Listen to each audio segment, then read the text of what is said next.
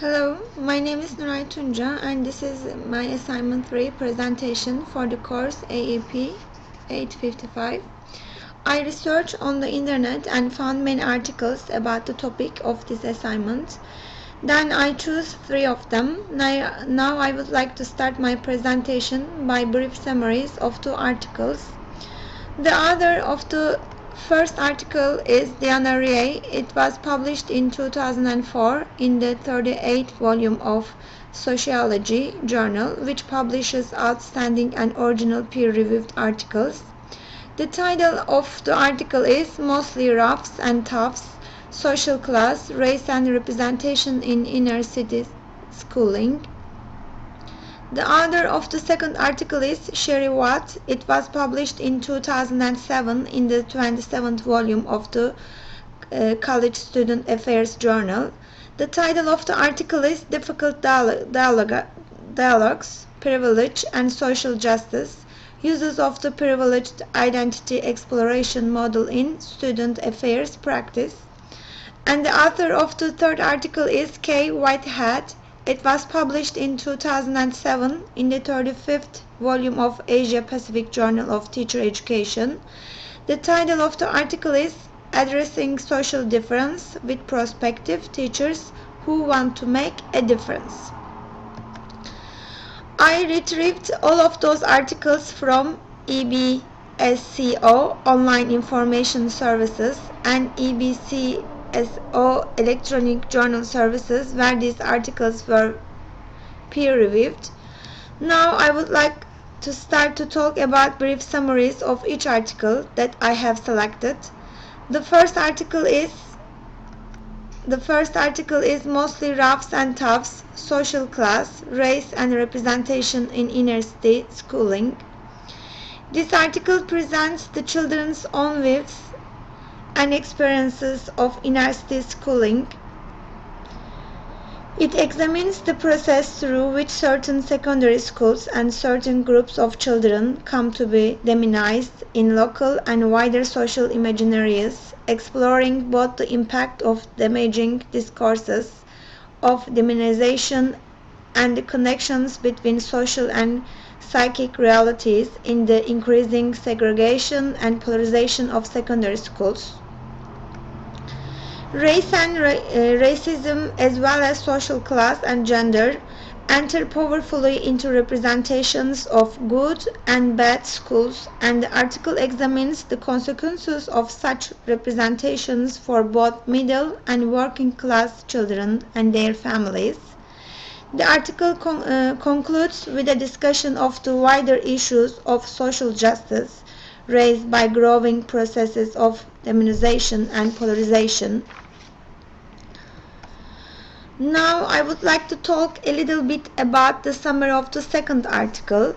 The article title is Difficult Dialogues, Privilege and Social Justice, Uses of the Privileged Identity Exploration Model in Student Affairs Practice.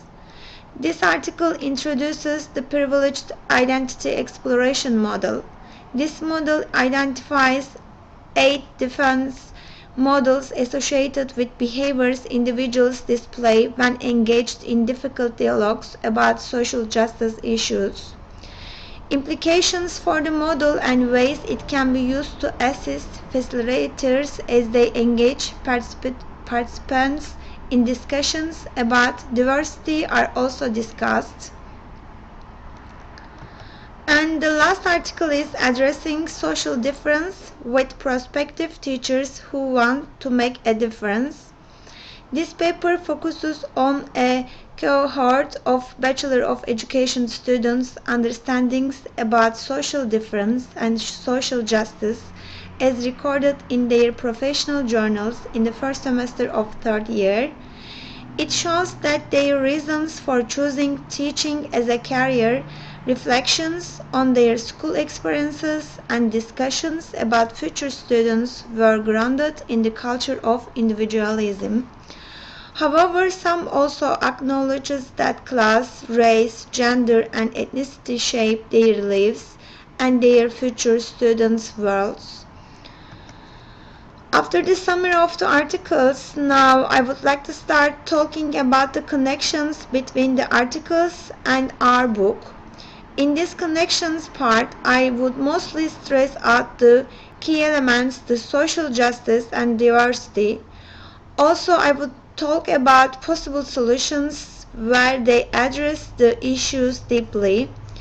As I mentioned in one of the articles, while students attending schools today may have been exposed to diversity, they likely have not truly explored their own identity and what it means to function honorable in a multicultural community.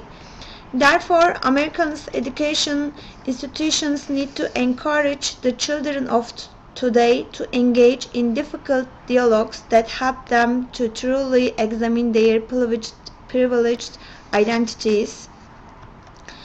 According to the articles, there are many ways to define diversity. In education, it refers to raising awareness about promoting students of people and developing an appreciation of cultural difference. Social justice goes beyond raising awareness and addresses issues of equity and power relations. Here it is very clear to see that the purpose of promoting diversity directly fits this social justice in a positive way. Discussions about diversity are often a source of discomfort for students. However, students' awareness of their social and political identity increases once they engage in discussions about diversity, privilege, and social justice. This increased awareness often inspires them to better citizens. Before not being aware of social and political identity, students don't feel themselves comfortable and they don't want to be a part of any discussions about diversity and social justice. Therefore, as educators, we should find ways to increase students' awareness of their social and political identity if we want them to see better citizens in future. In chapter 13, it is expressed that the psychodynamic approach means a consistent pattern of ways of thinking, feeling, and acting with regard to the environment, including other people. I have figured out in the articles that the issue of social justice is raised by mostly polarization and increasing segregation due to low income and poverty, race and racism with the community. This is a common issue in the entire globe that the low social economic conditions always affect people wherever they live. The negative reflection of this insufficient situation creates segregation and polarization not only in the community but also in schools as well. However, the ambition to live better doesn't allow people to think empathetically, which means this is my life and I don't care in what conditions the others are living. So it is very clear that the diversity within the education will bring a wider perspective to each group of students to understand the others. When we explore the history, we can obviously figure out that this unacceptable consideration is inherited us from the imperialist thought, where powerful countries conquered the weak communities and their lands without furnishing the conquered lands and their people. They have brought all the richness to their own lands and have given a strong message to the others, the most important fact in my life and how comfortable I can live. I really don't care about you and your country. Now we are fighting with this thought in every part of our life in order to remove the quality of failing to be considerate of others. Therefore, all of us committed to increase social justice. The longer-term goal must be to work together towards a greater social mix in schooling. As given in the book, leadership is a process whereby an individual influences a group of individuals to achieve a common goal.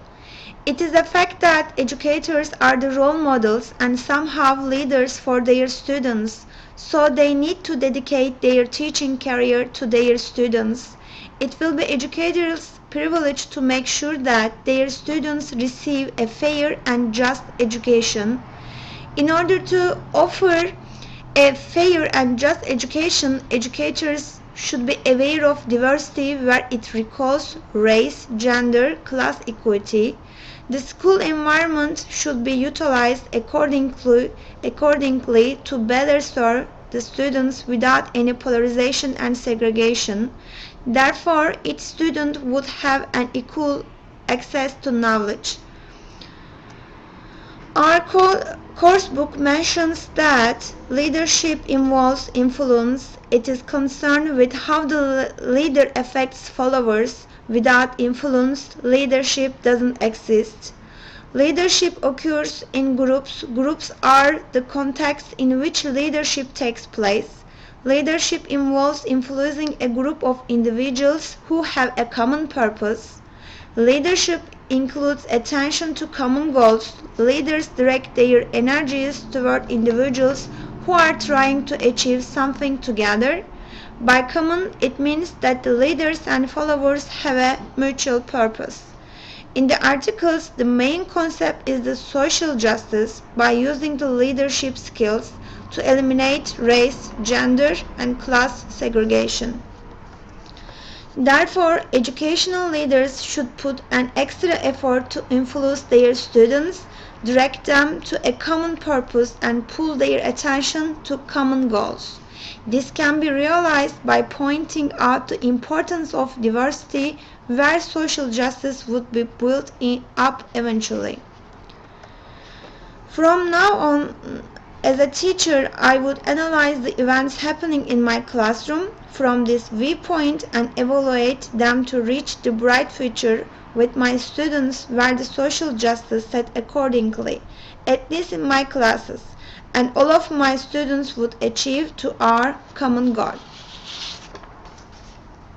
Thank you.